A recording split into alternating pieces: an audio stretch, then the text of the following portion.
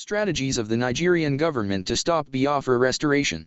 It is a well-known fact that the federal government of Nigeria has done so much and is yet ultimately laboring through its programs to stop the restoration of the sovereign nation of Biafra.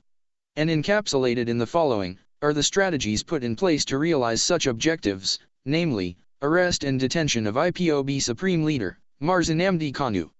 The Supreme Leader of the Indigenous People of Biafra, IPOB, globally, Mars Nnamdi Kanu, was arrested on the 19th of October 2015 and detained in Kuje maximum prison for years. Amidst tortures and denial of his fundamental human rights without formal trial in any court of competent jurisdiction. The federal government in its myopic antecedent, thought that the IPOB leaders like Rafala Warzuru Ukare who betrayed the Biafra restoration struggle during his time, would cave in. The Nigerian government's lobbyists in their efforts, made juicy promises to Mars Nnamdi Kanu to entrap him into dropping the agitation for Biafra restoration. But keeping to his high moral discipline and vows never to mortgage the collective will of his people, the IPOB Supreme Leader bluntly rejected the offers and still stood undeterred amidst persecutions, leading the Biafra restoration struggle. The murderous invasion of Mars Nnamdi Kanu's house. On the 14th of September 2017, while eventually serving his court bail, the house of the IPOB leader was murderously invaded by the Nigerian military, with the primary purpose of getting him summarily eliminated and as well, ensuring that the Biafra restoration project got permanently closed. In the process of that dastardly act, 28 armless IPOB volunteers and cousin of Mars Nnamdi Kanu, were murdered. It is also necessary to inform all lovers of freedom and justice all over the world, that so many Biafrans were tortured and killed at Avat and Umuai here, respectively, during that criminal invasion. Furthermore, it should noted that thousands of innocent and armless members of the indigenous people of Biafra, IPOB, were earlier mowed down during prayer session at Engwa High School in Avat Arvio State.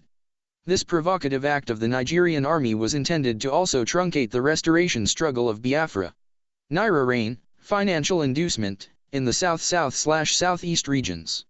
It is without disputation that the federal government of Nigeria has concluded plans to pump in huge sums of money into both the South-South and Southeast regions, Biafra land, in order to go Biafrans mortgage their quest for an independent homeland. It should be noted that some prominent criminal personalities within both regions have been financially compromised against the Biafra restoration struggle. Notable amongst these individuals are Rafala Warzuru Ukare, Arsari Dorkuber, Mr Nmezu, Rotimi Chibika Armachi, John, Ni Arnwado, Clifford Iru Arnyar, Wuchina Arsielgbo, Kelmar Nwanonanya, Marram Marwugo Chukwu, Rochas Okolo Char, Orji Uzurkarlu, Willie Obiarnor, Okza Ikparzu, etc. South-South and Southeast mass employment policy.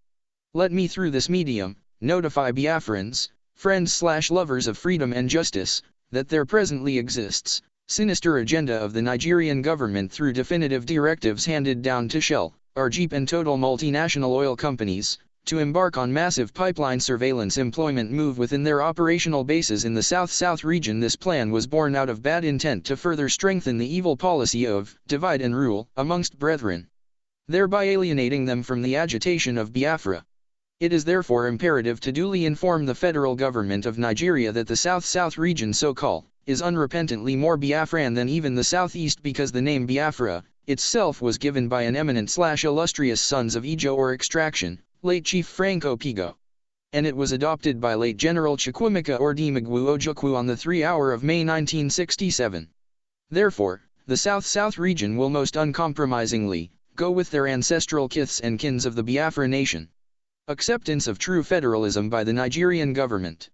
On the 8th of April 2019, it was publicly announced on AIT television live broadcast by the media aide to the Nigeria fraudulent president, Femi Adesina, that the Nigerian government has resolved to operate true federalism in the country.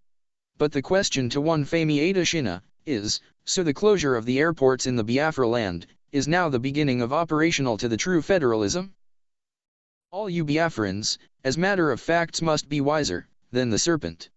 Let me just say for instance, that the Nigerian government may have presumably quoted that option to dissuade further agitations for an independent Biafra. But it must be explicitly stated here that whether the presidency consents to true federalism or restructuring, the total and complete restoration of the sovereignty of the nation of Biafra is God's plan and therefore remains inevitable. Ise. Ise. Ise. Please do not wait, subscribe now and share the videos across the globe. Thanks.